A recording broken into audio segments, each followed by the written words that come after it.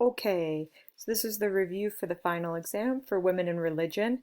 Just FYI, the final exam is due Monday, May 18th at 11:59 p.m.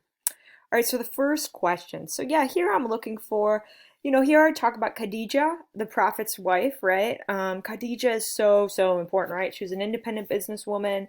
She basically is what allows the Prophet Muhammad to go from being this fatherless orphan, right? This poor fatherless orphan to becoming really the man he becomes, right? Because she has all this wealth from her previous husband's trading business, right? She's a hard worker, right? Moreover, not only she herself is a wealthy businesswoman, but really, reaches out to the prophet, who is this poor, right, penniless orphan, basically orphan who's working for her business, and gives him the capability, the access to money and resources to not only fund, right, his religious campaign, but also really helps him.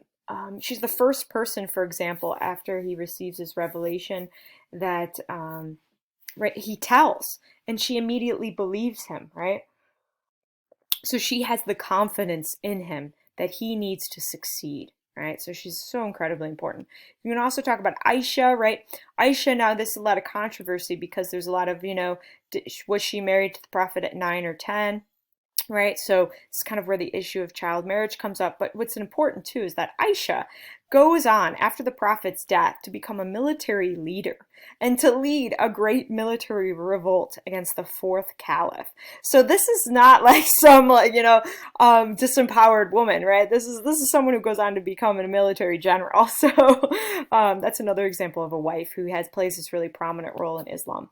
You can also talk about Fatima, right? Fatima is Muhammad's daughter, right? And she marries Ali, and Ali and Fatima create the Shiites, right? The Sunni, the Shiites, they break off after the Prophet's death.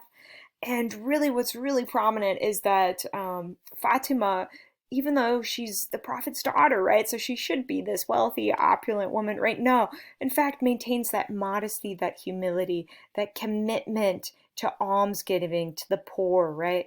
Really maintains that push against becoming an arrogant, right? An arrogant, wealthy person. And that's like really you see in the Quran a lot, right? That's the Prophet's greatest fear, is that the arrogance, opulence, lack of empathy from the rich is destroying society, right? So really his call that we need modesty, we need humility, or the rich with their arrogance, their hubris is going to destroy society. So really Fatima embodies this call on the prophet, this call against becoming this arrogant, rich elitist, right? His daughter really fights against that and becomes well known for her commitment to modesty.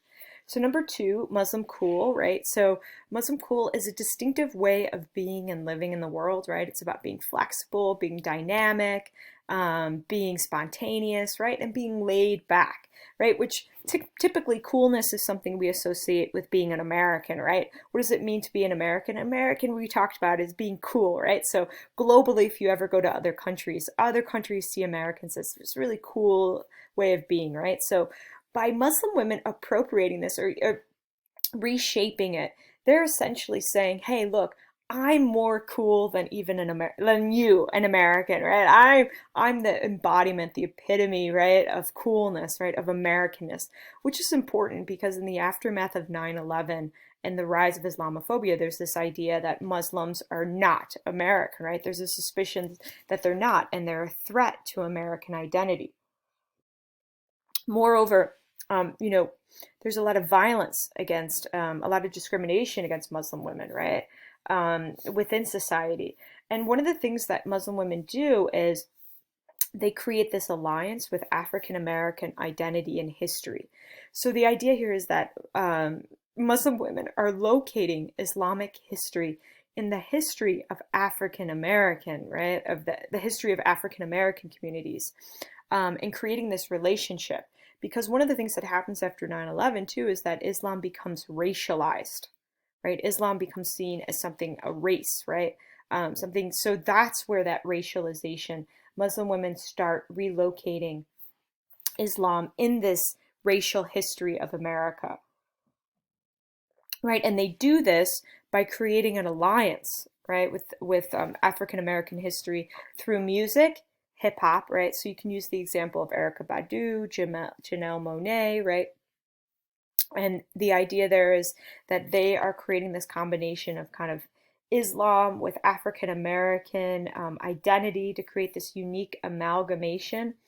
And you could also use the example of Islamic fashion, so the hijab or hijabi light that we talked about, right? So the hoodie is associated with Trayvon Martin, right? Police violence is also associated with hip hop, right? So by kind of reforming the hijab, making the hijab like more about kind of allied with the hoodie, right? Mixing those two to create this unique amalgamation of fashion, right? Of the hijab as, you know, Islamic women's fashion. They're able to create this merger of kind of this notion of Islam being part and deeply connected to African American history. And of course, they're building on the legacy of Nation of Islam, right? Because one of the things about Nation of Islam that we talked about is Nation of Islam locates Islamic history in a distinctive American context, right? Into the history of race relations in America. So really they're drawing on Nation of Islam's, what Nation of Islam has already done previously. Okay, so what is Salafism? Number 3, right? So Salafism is this conservative form of Islam that emerges in Africa in reaction to colonialism and colonization of Africa. So Salafism is basically this idea that, you know, anything that is Western, anything that's colonial is non-Islamic, is un-Islamic, right? Salafism is basically the idea that Islam is absolutely the reverse, contrary, against Westernism. So this turn to Salafism really kind of takes place on women's bodies, right? Women play a key role in kind of this demarcation between what is Western versus what is Islamic. You know, in the case of, for example, fashion, right? Salafists argue that a Muslim woman is a fully covered woman, right? Fully covered, all of her skin, right? Whereas a Western woman is someone who shows her skin, right?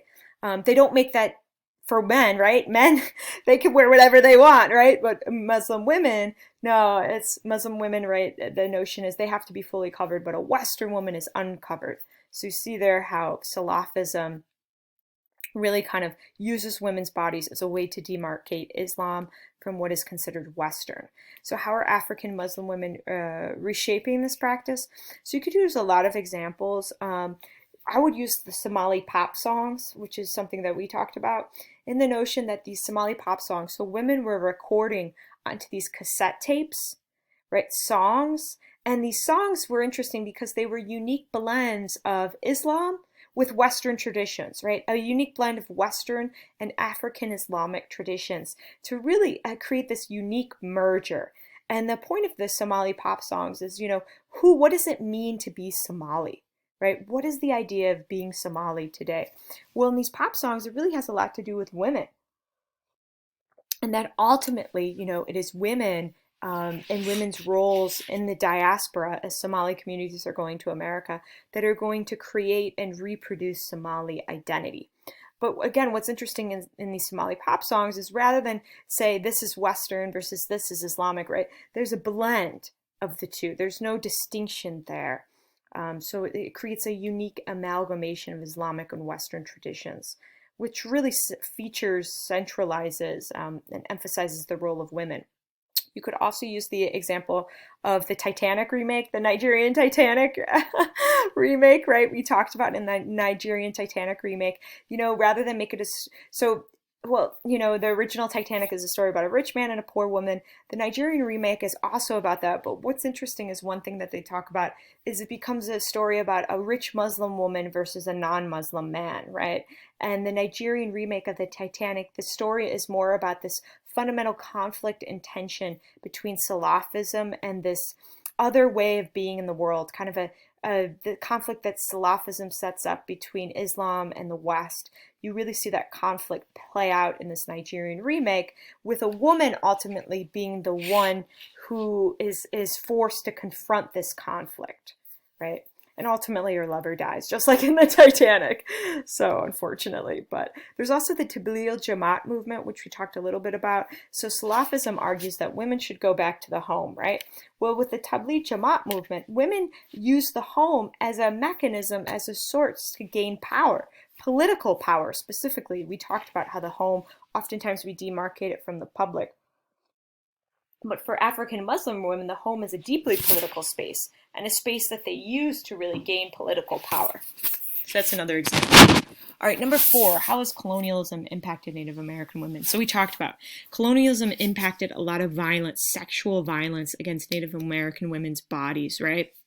Specifically, right, forced marriages and rapes between white women and Native American women became a way to sanitize, right, make Native American communities white by having, Native American children raised by white men, right?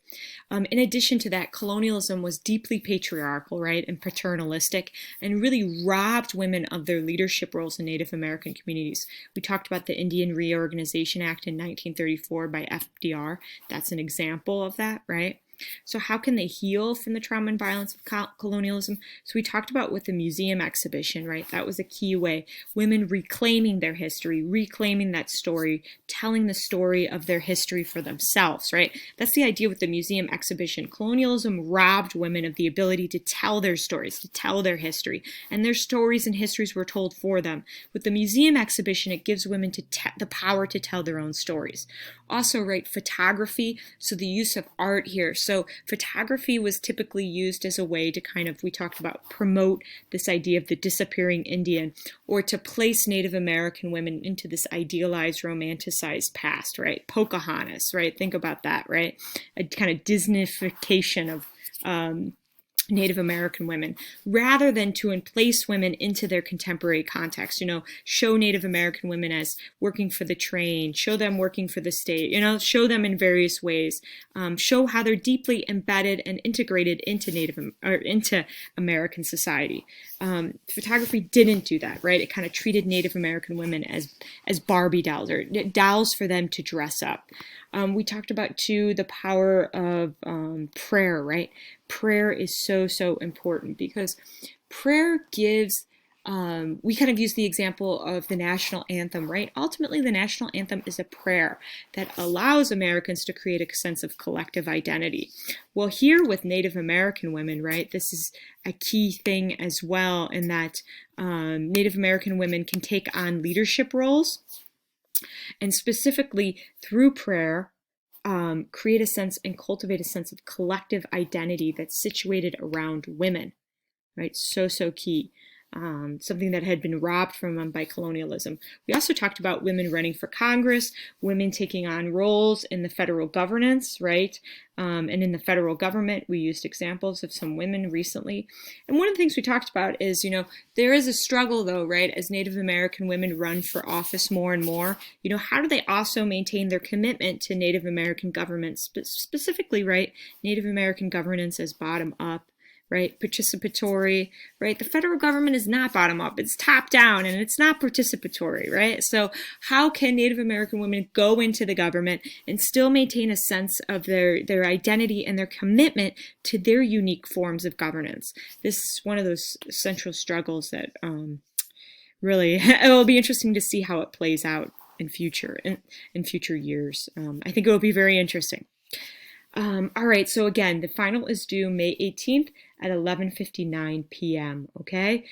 Good luck. I really miss you guys. Wish I could see you and be there in person, but good luck and have a great summer.